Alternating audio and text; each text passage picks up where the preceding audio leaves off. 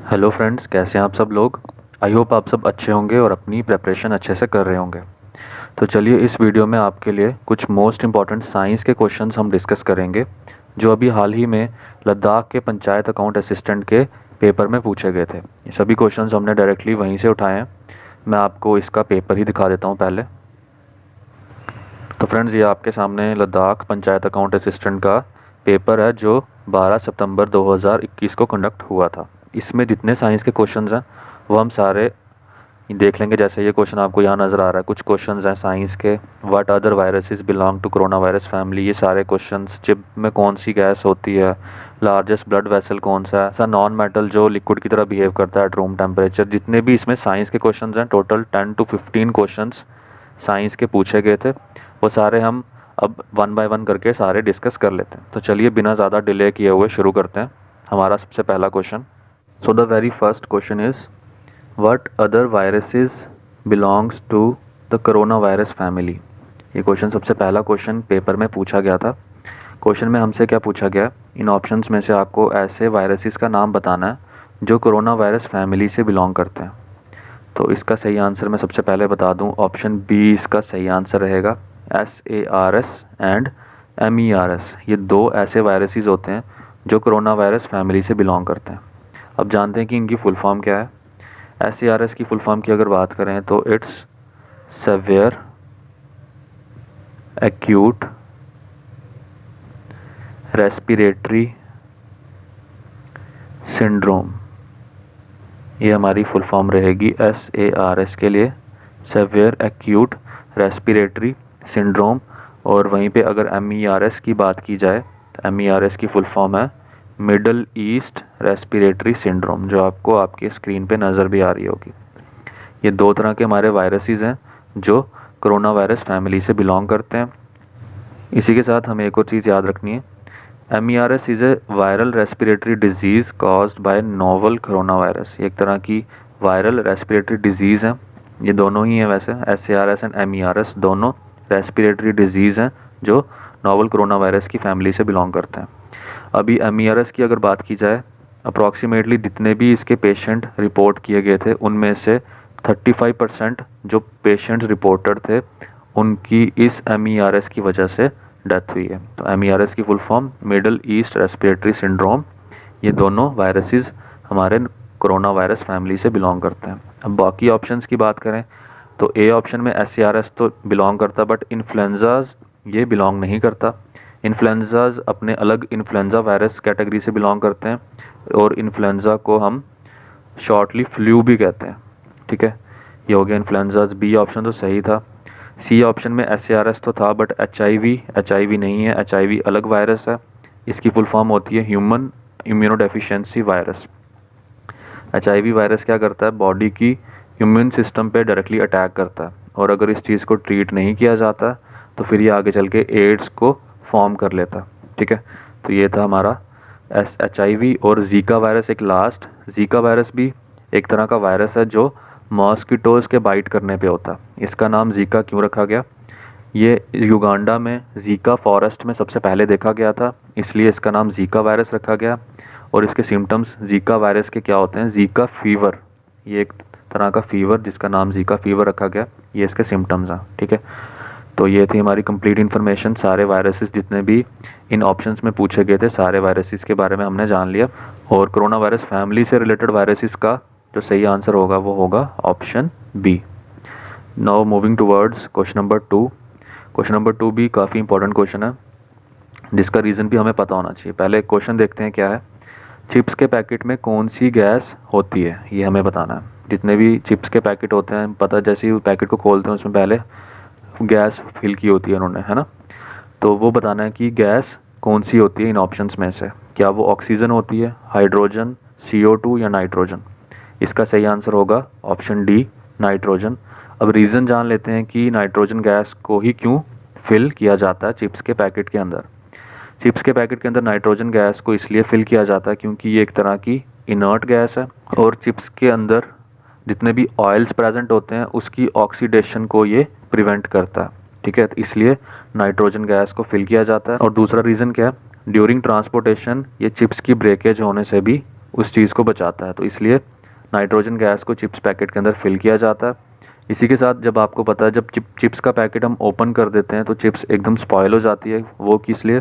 क्योंकि वो ऑक्सीजन के एक्सपोजर उसको हो जाता है, due to the exposure of oxygen, इसलिए चिप्स हमारी स्पॉयल हो जाती है। तो इसलिए इन्हीं सब चीज़ों से बचाने के लिए चिप्स के पैकेट के अंदर नाइट्रोजन गैस को फिल किया जाता है। अब क्वेश्चन नंबर 3, बायो कैटेगरी से क्वेश्चन ये पूछा गया था पेपर में। क्वेश्चन क्या है? Which is the largest blood vessel in the body. हमें पता है हमारी बॉडी के अंदर कुछ ब्लड वेसल्स हैं, जैसे आर्टरीज, वेन्स, है ना। अब उनमें से सबसे लार्जेस्ट ब्लड वेसल का नाम आपको इन ऑप्शंस में से बताना है। तो लार्जेस्ट ब्लड वेसल जो रहेगा वो हमारा रहेगा ऑप्शन सी, आयोटा। अब आयोटा ब्लड वेसल कहाँ पे है तो ये इमेज में देखते हैं। ये हमारा हार्ट से कनेक्टेड होता है और लास्ट एब्डोमेन तक, यहाँ तक ये एक्सटेंड करता है। तो लार्जेस्ट ब्लड वेसल है बॉडी का, लार्जेस्ट हमें पता चल गया वो है आयोटा। ठीक है, अब स्मॉलेस्ट अगर पूछ लिया जाता है which is the smallest blood vessel in the body, तो उसका सही आंसर फिर होगा आर्ट्रियोल्स, ये स्मॉलेस्ट है। ठीक है, जितनी भी इन्फॉर्मेशन आपको यहाँ से मैं प्रोवाइड करता हूँ, ये सारी इन्फॉर्मेशन आप अपने साथ ही साथ नोटबुक पे नोट करते रहा करिए, या फिर आपको इस सब का PDF भी प्रोवाइड हो जाएगा। ठीक है, तो smallest blood vessel in the body is arterioles and largest blood vessel in the body is iota. वहीं पे आर्टरीज और वेन्स भी हमें पता है। आर्टरीज का फंक्शन क्या होता है? वो ऑक्सीजनेटेड ब्लड को हार्ट से ले जाकर बॉडी के बाकी हिस्सों तक पहुंचाती है। और वेन्स का क्या फंक्शन होता है? जो डीऑक्सीजनेटेड ब्लड होता है उसको वापस से हार्ट की तरफ भेजता है ताकि वो फिर से दोबारा से प्यूरिफाई हो सके। और इसमें एक एल्वियोली लास्ट ऑप्शन एक जो बच रहा है ए, उसके बारे में इंफॉर्मेशन जान लेते हैं। The alveoli are where the lungs and the blood exchange oxygen and carbon dioxide during the process of breathing in and breathing out. ठीक है, तो ये थी हमारी एल्वियोली का फंक्शन। आर्टरीज, वेन्स, इनका भी पता चल गया, और आयोटा और आर्ट्रियोल्स के बारे में भी पता चल गया, लार्जेस्ट ब्लड वेसल और स्मॉलेस्ट ब्लड वेसल कौन कौन से। अब मूव करते हैं हम अपने क्वेश्चन नंबर 4 की तरफ जो पेपर में पूछा गया था। Question number 4, which of the following is a non metal that remains liquid at room temperature. Options में से ऐसे नॉन मेटल का नाम आपको बताना है जो लिक्विड की तरह बिहेव करता है रूम टेम्परेचर पे। तो नॉन मेटल ऐसा हमारा होता है ब्रोमीन, ऑप्शन बी, ब्रोमीन ऐसा नॉन मेटल है जो लिक्विड की तरह बिहेव करता है रूम टेम्परेचर पे, और इसका एटॉमिक नंबर होता है 35। अब हमें एक और पता है मर्क्यूरी, वो भी लिक्विड की तरह बिहेव करता है रूम टेम्परेचर पे, बट वो मर्क्यूरी इसका सही आंसर क्यों नहीं होगा? क्योंकि वो एक नॉन मेटल नहीं होता, वो मेटल की कैटेगरी में है।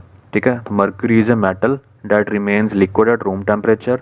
और अगर नॉन मेटल की बात की जाती है तो नॉन मेटल हमारा ब्रोमीन आ जाएगा, option B. Question number 5, plants absorb most of the water needed by them through their. Plants को जितना भी वाटर चाहिए होता है वो उसे कहाँ से मिलता है? तो इसका सही आंसर होगा जो उसके रूट हेयर्स होते हैं, यानी कि रूट्स, वहीं से प्लांट्स को अपना मोस्ट ऑफ द वाटर मिलता है। ठीक है, फंक्शन क्या होता है रूट हेयर्स का? तो रूट हेयर्स का फंक्शन होता है टू कलेक्ट वाटर, और जो बाकी सॉइल में न्यूट्रिएंट्स प्रेजेंट होते हैं वो प्लांट के बाकी हिस्सों तक पहुंचाना। तो ये फंक्शन होता है रूट हेयर्स का। इसका सही आंसर ऑप्शन सी। अब दोबारा से एक वायरस से क्वेश्चन पूछा गया था पेपर में। Nipah is a zoonotic paramyxo virus, where did it originate. Nipah virus, जिसका नाम आप सबने अभी रिसेंटली न्यूज़ में सुना भी होगा, ये एक तरह का जूनोटिक वायरस है। ये जूनोटिक वायरस कौन से वायरस होते हैं? That are transmitted from animals to humans. ठीक है, जूनोटिक वायरस ऐसे वायरसेस होते हैं जो एनिमल से ह्यूमंस की तरफ जाते हैं। तो इसकी ओरिजिनेशन क्या थी? निपाह वायरस की ओरिजिनेशन क्या थी? तो जो निपाह वायरस है is a bat born virus that causes infection in humans and other animals. ये एक तरह का बैट बॉर्न वायरस है जिसका ओरिजिनेशन बैट से हुआ था। तो इसका सही आंसर ऑप्शन बी रहेगा, ओरिजिनेटेड फ्रॉम बैट्स, और ये एक तरह का जूनोटिक वायरस है। Question number 7, AIDS virus has, AIDS virus में कैसा उसका होता है structure? Single strand RNA, single strand DNA, double strand RNA, या फिर डबल स्ट्रैंड डीएनए। इसका ऑप्शन ए सही रहेगा, सिंगल स्ट्रैंड आरएनए। एड्स की फुल फॉर्म क्या होती है? एक्वायर्ड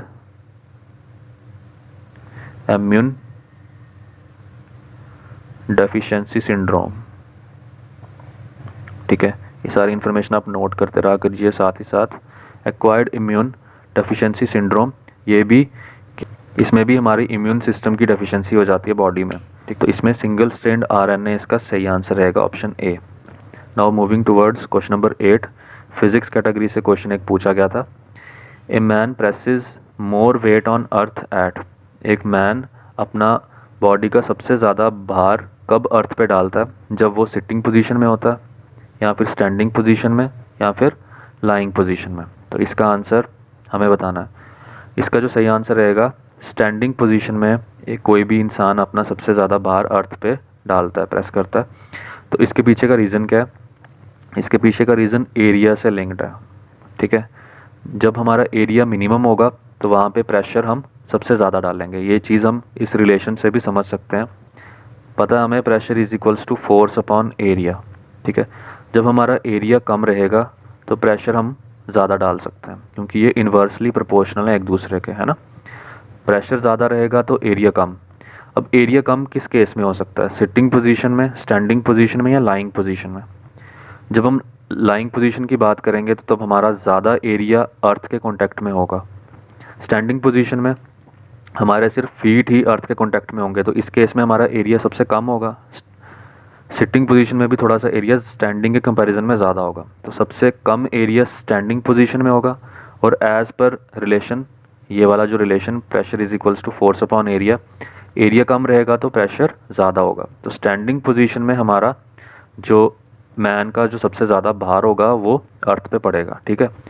तो फिर उस रिलेशन के अकॉर्डिंग इसका जो सही आंसर होगा वो ऑप्शन बी होगा, स्टैंडिंग पोजीशन, ठीक है। आई होप ये आपको समझ आ गया होगा। अब क्वेश्चन नंबर 9 की बात की जाए, ये भी काफ़ी इंपॉर्टेंट क्वेश्चन है। क्वेश्चन क्या है?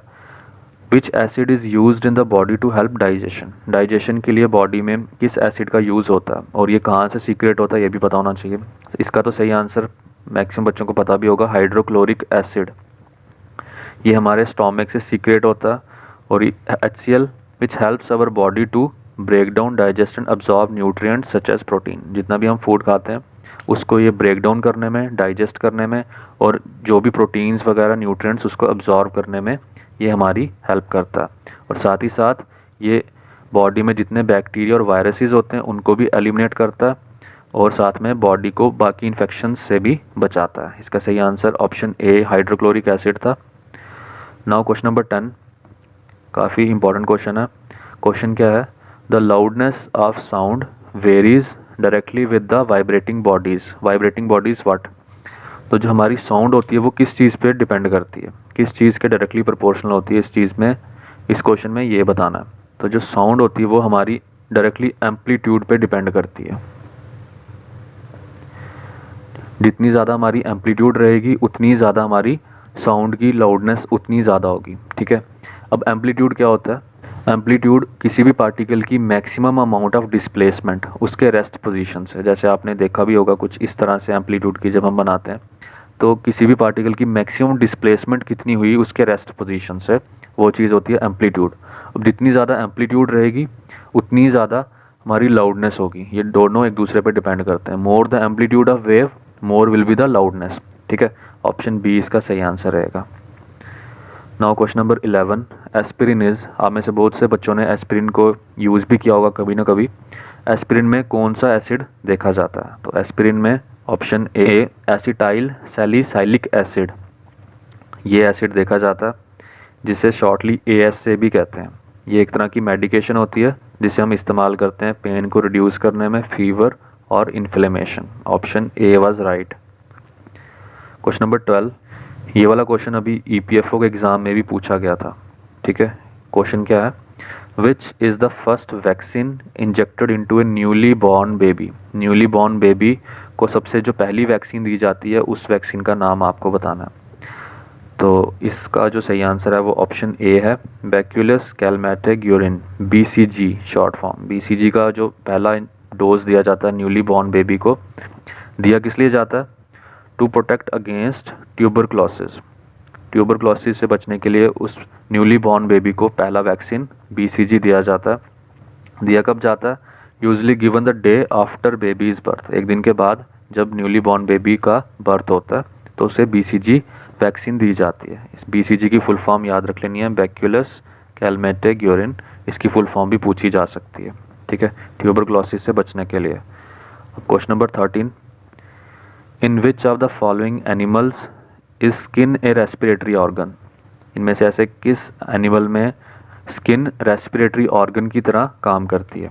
तो इसका आंसर रहेगा ऑप्शन बी, फ्रॉग। फ्रॉग में टोटल 3 रेस्पिरेटरी सरफेसेस होते हैं, ठीक है। कौन कौन से? एक तो उसकी स्किन होगी, दूसरा लंग्स और लाइनिंग ऑन द माउथ, ये 3 उसके रेस्पिरेटरी सरफेसेस की तरह काम करते हैं। तो जो फ्रॉग्स होते हैं उनमें जो स्किन होती है वो रेस्पिरेटरी ऑर्गन की तरह बिहेव करती है, ऑप्शन नंबर बी। अब आज का सेकंड लास्ट क्वेश्चन क्या है? Which one of the following petroleum refinery products has lowest boiling point? इनमें से ये सारे आपके पेट्रोलियम रिफाइनरी प्रोडक्ट्स हैं, इनमें से आपको बताना है लोएस्ट बॉइलिंग पॉइंट किसका है। लोएस्ट बॉइलिंग पॉइंट किसका है? एक एक करके इनके बॉइलिंग पॉइंट जानते हैं। कैरोसिन की बॉइलिंग पॉइंट की बात करें तो it's around 300 degree Celsius. Gasoline का 200 डिग्री के अप्रॉक्सीमेट होता है। डीजल का 580 डिग्री और लुब्रिकेटिंग ऑयल का 800 डिग्री सेल्सियस के करीब। तो इनमें सब में से जो कम रहेगा वो रहेगा 200 डिग्री सेल्सियस, यानी कि option B, gasoline. Gasoline has the lowest boiling point among all the options, ठीक है। Option 14 was right. Now question number 15 देख लेते हैं। आज का लास्ट क्वेश्चन क्या है? Which of the following is responsible for giving colour to human skin? इन ऑप्शंस में से ऐसा कौन सी चीज़ है जो रिस्पॉन्सिबल है ह्यूमन स्किन को कलर देने के लिए? तो इसका सही आंसर रहेगा ऑप्शन सी, मेलानिन। मेलानिन के बारे में थोड़ा सा और जानते हैं। एक तरह की पिगमेंट होती है जो कलर देती है ह्यूमन स्किन, हेयर और आईज को, ठीक है। मेलानिन सबसे ज़्यादा किस में होता है? Dark skinned people have more melanin. जिनकी डार्क स्किन होती है उन पीपल्स में ज़्यादा मेलानिन देखा जाता है, और लाइट स्किन्ड वालों में मेलानिन की कम फॉर्मेशन होती है। और melanin is produced by cells called melanocytes, ये भी हमें याद रख लेना। मेलानोसाइट सेल से मेलानिन प्रोड्यूस होता है, ऑप्शन सी। तो फ्रेंड्स, ये थे कुछ इंपॉर्टेंट 15 क्वेश्चंस जो आपके लिए लद्दाख के पंचायत अकाउंट असिस्टेंट के पेपर से लाए गए थे, कुछ ईपीएफओ के पेपर से भी थे। आई होप ये वीडियो आपको इन्फॉर्मेटिव लगी होगी, जिससे आपको ये चीज़ पता चली होगी कि साइंस के क्वेश्चंस को सॉल्व करने के लिए आपको किस डेप्थ तक पढ़ना है। वीडियो अच्छी लगी तो अपने फ्रेंड्स के साथ ज़रूर शेयर करें और चैनल जेके इन्फो बाइट्स को सब्सक्राइब कर लें। Thank you friends, thank you so much. मिलते हैं नेक्स्ट वीडियो में। Thank you.